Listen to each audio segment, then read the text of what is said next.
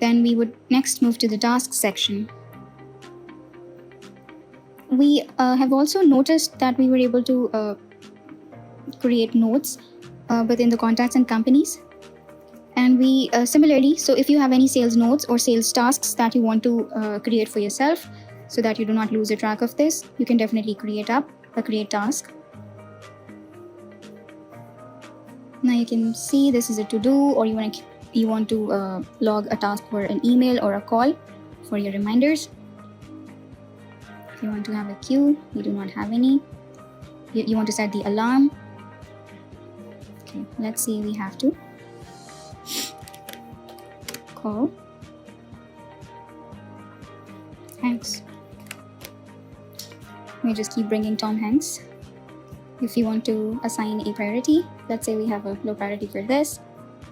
I want this to be done within the next 3 business days. I will set an alarm for 8 a.m.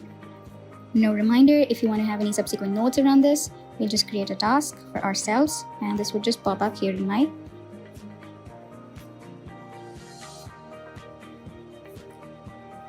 section. Let's just quickly go through.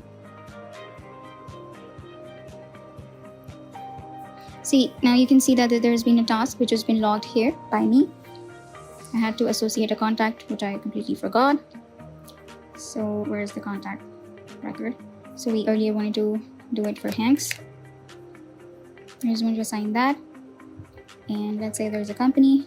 Okay, we didn't assign any company for Hanks. So let's just go with this. Okay, so this has been updated. If you just want to quickly refresh the page to see the information is available. So this is a reminder for myself that I have to carry out this task, and the due date is this, right? So I will get a okay, so once I have completed the task, I will just click on the created button, and that would be marked off my calendar. That would give me a visibility of the task that I've completed. So this is how we can log the tasks within